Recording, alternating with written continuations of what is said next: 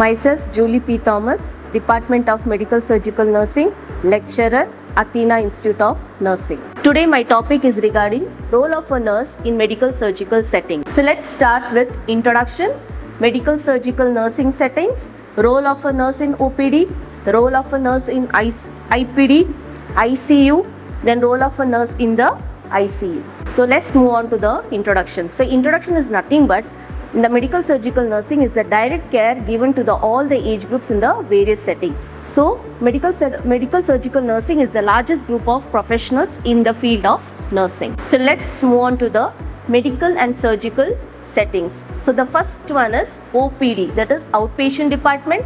Second one is IPD, inpatient department. Third one is ICU, intensive care unit.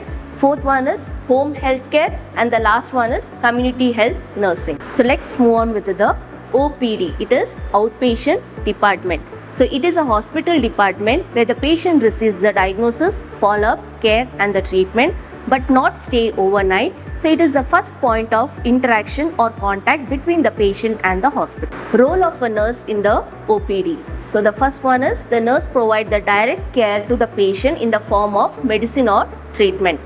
So second one, the nurse participate in the setting up of the care plan for the patient in the form of vital signs.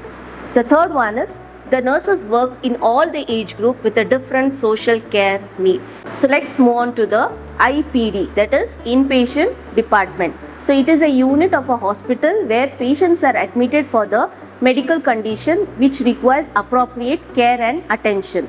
So the patients are admitted for the long term as well as for the short term, which will be depending upon the severity of the disease. So next we are moving to the role of a nurse in the IPD. So the first one is the inpatient nurse's main goal is to provide or improve the quality of life.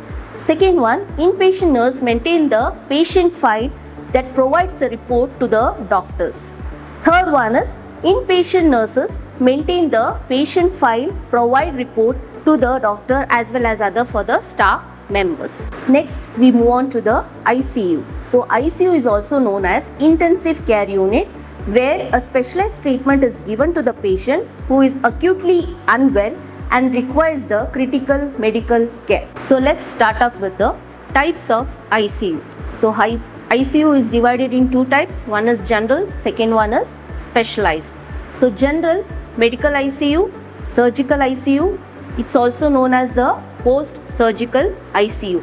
When you take the medical ICU, many cases that is related to the diabetic mellitus, hypertension, then related to the pneumonia, it comes under the medical ICU. When you come for the surgical ICU, all the surgery cases are included in the surgical ICU.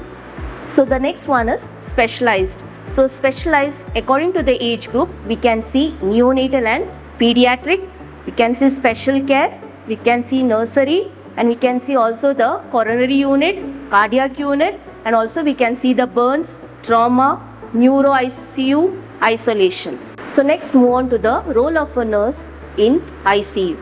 So the first one is we have to monitor a detailed reports and records. Second one is carefully observation and documenting the patient's medical information regarding the vital signs. So third one is modifying the patient treatment plans and coordinating with the treating physicians. And the last one is coordinating with the health team members. So hope you all understood my class. So there is admission opening for 2026 and 27 for GNM, BSc and MSc of Nursing, Athena Institute of Nursing. Kindly you can join us. Thank you.